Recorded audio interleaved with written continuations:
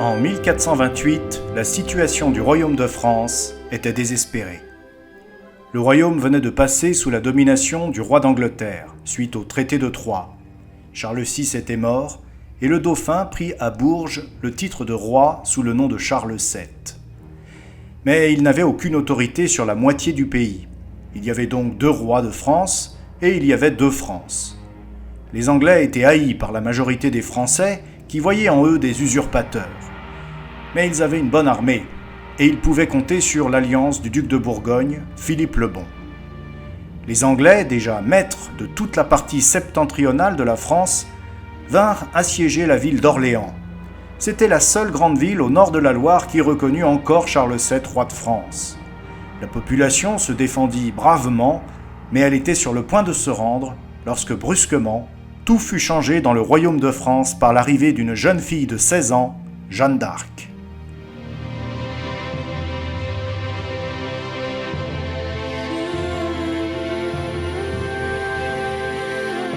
Jeanne d'Arc était une paysanne. Elle était née à Domrémy, en Lorraine, vers 1412. Toute son enfance, elle eut sous ses yeux le spectacle de la guerre et de ses misères. Elle s'habituait aussi à voir dans les Anglais des usurpateurs, car ses parents, comme tous les habitants de la région, étaient restés fidèles à Charles VII. Jeanne était très pieuse. Un jour, qu'elle gardait son troupeau, elle avait alors 13 ans, elle eut une vision. Elle en eut beaucoup d'autres, pendant 3 ans de suite. Elle voyait les saints et les saintes, dont elle connaissait les noms, Saint Michel, Sainte Catherine, Sainte Marguerite. Elle entendait leur voix. Celle-ci lui ordonnait de quitter son village et d'aller chasser les Anglais.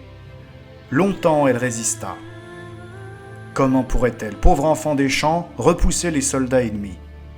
Un jour, enfin, dans un grand élan de confiance, elle décida à partir. Elle obtint difficilement d'un capitaine du village voisin de Vaucouleurs qui lui fit donner un cheval, une armure et une escorte de quelques soldats. En février 1429, la petite troupe, Jeanne et 6 hommes d'armes, se mit en route pour Chinon, où résidait Charles VII. Jeanne avait 16 ans.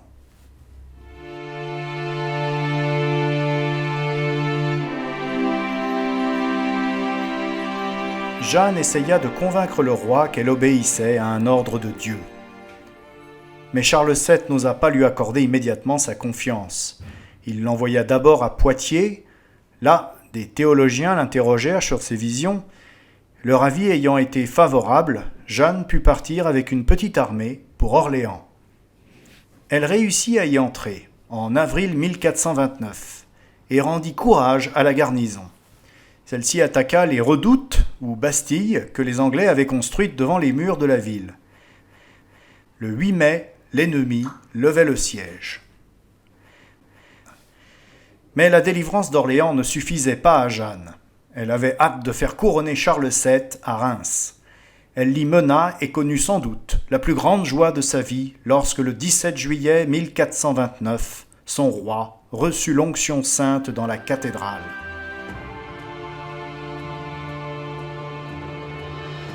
Il semblait que désormais il n'y avait plus de doute possible. Entre les rois, qui depuis le traité de Troyes se partageaient la France, Dieu s'était prononcé pour Charles VII. Henri VI n'était donc qu'un usurpateur. Comment Dieu laisserait-il la victoire à un usurpateur ?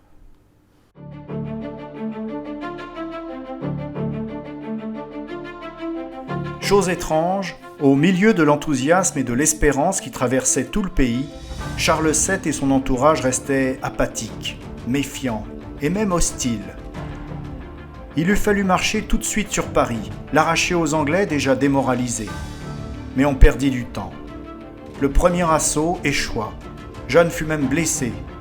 Sans plus attendre, l'armée royale battit en retraite, puis se disloqua en septembre 1429. Pendant 6 longs mois, Jeanne, ramenée à la cour du roi, dut rester inactive. Un jour, enfin, elle s'enfuit avec quelques compagnons et alla s'enfermer dans Compiègne que les Bourguignons essayaient d'assiéger. Le lendemain, elle fit une sortie. Mais au moment de rentrer dans la ville, elle fut cernée et faite prisonnière, en 1430. Le seigneur qui l'avait prise la vendit quelques mois plus tard aux Anglais.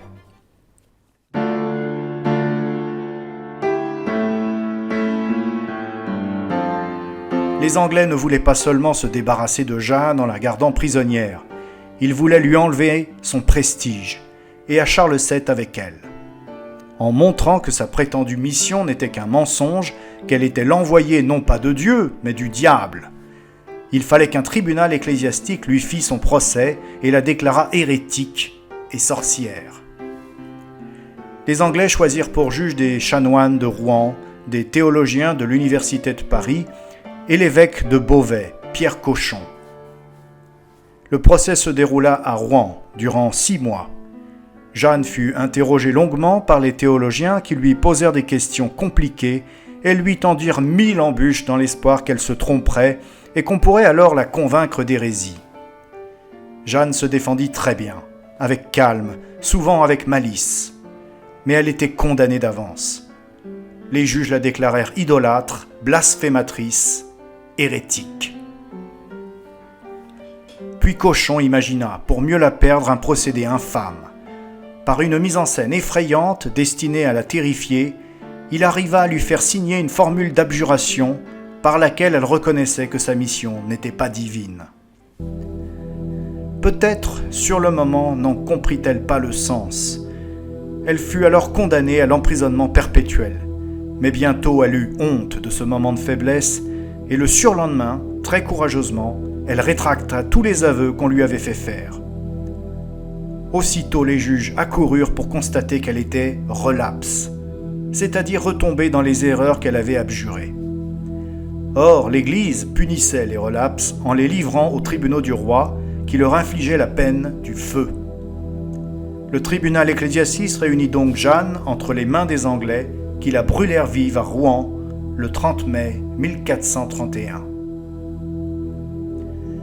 Ni Charles VII, ni personne de son entourage n'avait rien tenté pour racheter Jeanne ou pour la sauver.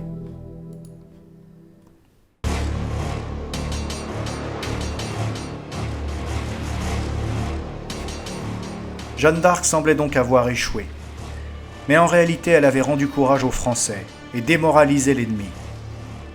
Elle avait aussi contribué à relâcher l'alliance du duc de Bourgogne, Philippe le Bon, avec les Anglais.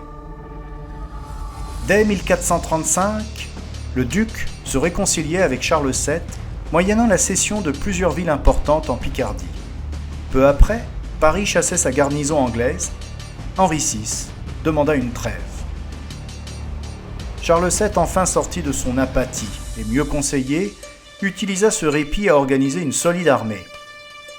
En 1445, il se donna une bonne cavalerie, les compagnies d'ordonnance, dont il nommait lui-même les officiers et à laquelle il payait régulièrement une solde. Il leva aussi parmi les roturiers un corps d'archers qui furent affranchis de l'impôt de la taille, d'où leur nom de francs-archers. Enfin, il se donna une forte artillerie. Les canons, c'est-à-dire des engins capables de lancer un projectile grâce à une charge de poudre, avaient été inventés par les musulmans d'Espagne au XIIIe siècle.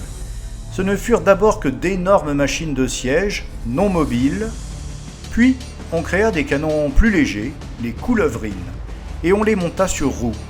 Elles étaient en bronze et lançaient des boulets non plus de pierre mais de fonte.